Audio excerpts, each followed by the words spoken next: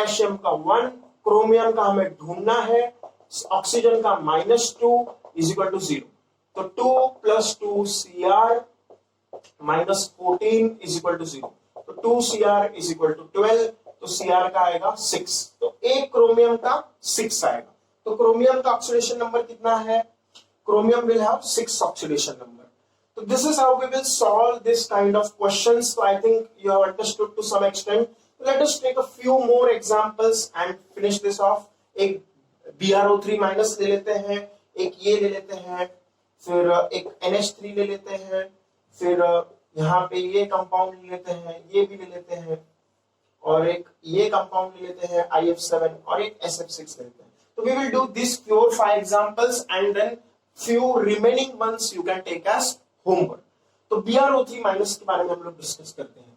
BrO3- ये neutral compound है या आयन है? This is a ion.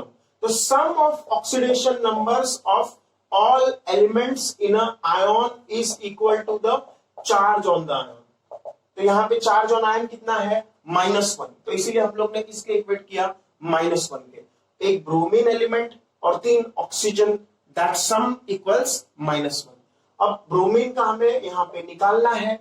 Okay, देखो अब ब्रोमीन और ऑक्सीजन में से ज्यादा इलेक्ट्रोनेगेटिव कौन है? Of course oxygen is more electronegative. Okay, fluorine is the most electronegative element, then oxygen is the next electronegative element. तो ब्रोमीन से ज्यादा इलेक्ट्रोनेगेटिव ऑक्सीजन है, तो ब्रोमीन का हम लोग यहाँ पे -1 नहीं रखेंगे। Even though it is a halogen, we will not put it as -1। इसका निकालना है। ऑक्सीजन को हम रख देंगे -2 इज इक्वल टू -1। तो कितना आएगा? -1। तो क्वेश्चन मार्क इज 5। तो ब्रोमीन का यहाँ पे आएगा 5। ब्रोमीन का ऑक्सीडेशन नंबर कितना आया? 5।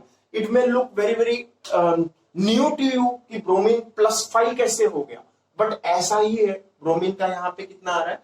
+5। तो this is the process by which we can find oxidation numbers of elements in a compound. Next example H3ASO3, arsenic है हमारे पास। तो आर्सेनिक का एग्जांपल मैंने इसीलिए लिया क्योंकि ये थोड़ा अलग एलिमेंट है, तो ऐसा लगेगा कि इसका क्या होगा। क्या होगा उसको क्वेश्चन मार्क बता दो, बाकी सबको हम लोग रख देंगे हाइड्रोजन +1, ऑक्सीजन -2। तो 3 times hydrogen plus arsenic plus 3 times oxygen is equal to 0, क्योंकि ये न्यूट्रल कंपाउंड है। Sum of oxidation numbers of all elements in a neutral compound is 0. Hydrogen का +1, आर्सेनिक का हमें निकालना है, ऑक्सीजन का -2 इज इक्वल टू 0। तो 3 + आर्सेनिक -6 इज इक्वल टू 0। तो आर्सेनिक आ गया 3, तो +3 ऑक्सीडेशन नंबर आ गया आर्सेनिक का। तो that is how we find the oxidation number of elements in this compound. फिर उसके बाद नेक्स्ट अमोनिया लेते हैं। अमोनिया इसलिए लिया क्योंकि ammonia is a famous compound. तो यहाँ पे नाइट्रोजन का कैसे निकालना है? ओके, तो नाइट्रोजन NH3। ओके, अब नाइट्रोजन का हमें नहीं पता है, नाइट्रोजन का वेरिएबल ऑक्सीडेशन नंबर होता है, तो इसको N ही रखो। +3 times hydrogen is equal to 0। क्यों? Sum of oxidation numbers of all elements in a neutral compound is 0। तो नाइट्रोजन का हमें निकालना है, हाइड्रोजन का 1 होता है तो 0। तो नाइट्रोजन आ गया -3। नाइट्रोजन का यहाँ पे -3 आया है, लेकिन हम देखेंगे नाइट्रोजन HNO3 में +5 भी आएगा, -3 भी आ सकता है, +5 भी आ सकता है। Nitrogen can have variable oxidation numbers. In ammonia nitrogen is -3 oxidation number. Okay, फिर उसके बाद नेक्स्ट हम लोग लेते हैं FeOH twice, ferrous hydroxide. Ferrous hydroxide, तो देखो ये एग्जांपल लेने का रीजन ये है कि यहाँ पे हाइड्रोक्साइड आयन है। तो हाइड्रोक्साइड आयन को हम लोग क्या करेंगे? Fe+2 hydroxide is equal to 0 कर देंगे। ओके, यहाँ पे ऑक्सीजन का अलग से निकालो तो भी वही आएगा, पर फास्ट करने के लिए हम लोग देख रहे हैं Fe+2 hydroxide ions is equal to 0। Hydroxide पे कितना होता है? -1 होता है। तो हाइड्रोक्साइड ये जो है माइनस लिखानी है मैंने यहाँ पे, बट दिस इज हाइड्रोक्साइड, तो -1 होता है हाइड्रोक्साइड पे। तो Fe का हमें निकालना है, +2 टाइम्स -1 इज इक्वल टू 0। तो Fe आएगा 2।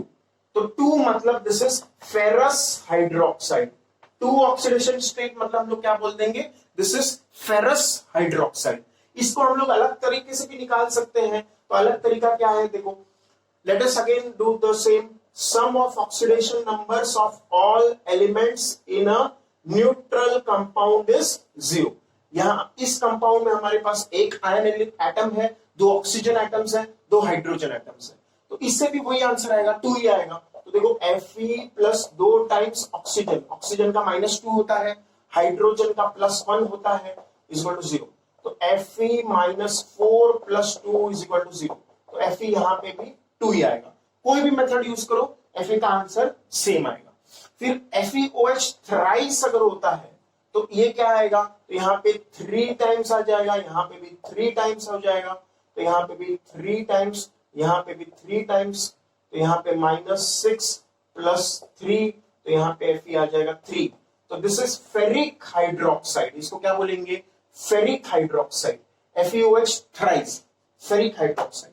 अगर तुम डायरेक्टली करते तो भी वही आंसर आता, Fe + 3 hydroxide ions is equal to 0। तो Fe -3 इज इक्वल टू 0, तो Fe का आएगा 3। तो ऐसे करेंगे तो भी वही आंसर आएगा। Coming to nitric acid which is HNO3, तो ये हम लोग ने पहले रिएक्शन में यूज किया था नाइट्रिक एसिड HNO3, इसमें नाइट्रोजन का हमें नहीं पता। तो same principle, sum of oxidation numbers of all elements in a neutral compound is 0. तो H plus N plus 3 oxygen equals 0। तो H का +1 नाइट्रोजन का निकालना है, ऑक्सीजन का -2 इज इक्वल टू 0। तो नाइट्रोजन आ गया +5। तो इसीलिए नाइट्रोजन +5 आता है इन नाइट्रिक एसिड। अमोनिया में नाइट्रोजन कितना था, -3, और HNO3 नाइट्रिक एसिड में नाइट्रोजन कितना है, ऑक्सीडेशन नंबर +5। तो it can have variable oxidation numbers. अब नेक्स्ट कंपाउंड हम लोग लेते हैं IF7। तो देखो ये इंपॉर्टेंट एग्जांपल है IF7। आयोडीन और फ्लोरीन में से कौन ज्यादा इलेक्ट्रोनेगेटिव है, fluorine. Fluorine is always -1 in all its compounds. तो यहाँ पे फ्लोरीन का कितना लेंगे, -1।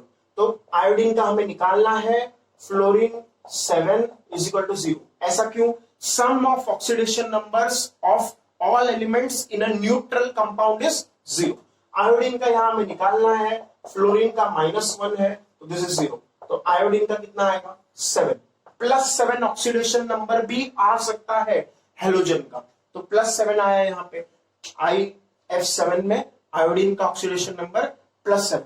नाउ SF6, तो ये भी तुम्हें आराम से आ जाएगा। SF6 में हम लोग किसका निकालेंगे, सल्फर का निकालेंगे, क्योंकि फ्लोरीन का तो हमेशा ही -1 होता है इन all its compounds. Compound form में फ्लोरीन है तो हमेशा ही क्या होगा, -1।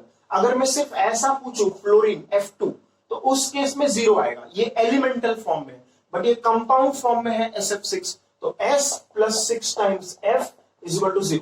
सल्फर का हमें निकालना है, फ्लोरीन का -1 है, तो दिस इज 0। सल्फर का कितना आएगा, 6। तो ऐसे हम लोग ऑक्सीडेशन नंबर किसी भी कंपाउंड में निकाल सकते हैं easily by following a few set of rules. What are those rules? First thing, atoms in elemental state have 0 oxidation number. Second point, group 1 elements के जो ions है they will have +1 oxidation number. Group 2 elements के जो ions है compound में they will have +2 oxidation number. Hydrogen is always +1 in most of its compounds except in metal hydrides where it is -1. Fluorine is always -1 in all its compounds. फिर उसके बाद oxygen is generally -2 in most of its compounds, only in peroxides it is -1 and super oxides where it is -1/2। Sum of oxidation numbers of all elements in a neutral compound is 0। Sum of oxidation numbers of all elements in a charged ion is equal to the charge on the ion. Halogens का oxidation number normally -1 होता है, but हमने जैसे देखा chlorine, bromine, iodine, इनका अलग oxidation state भी हो सकता है। That depends on whom they are bonded to. अगर मैं डायरेक्टली बोलूं HBr, तो हम लोग क्या करेंगे, +1 -1।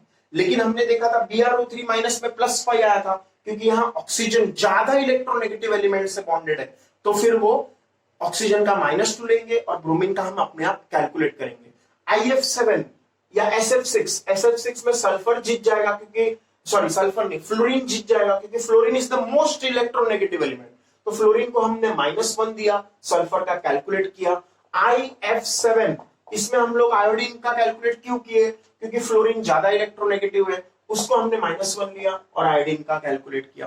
तो दिस इज द प्रैक्टिस करने से थोड़ा थोड़ा अगर तुम 30-40 एग्जाम्पल ऐसे सॉल्व करोगे तो you will have a good hold of how to find oxidation numbers in any compounds, and we will use these oxidation numbers to understand whether there is reduction occurring in a reaction or oxidation occurring in a reaction।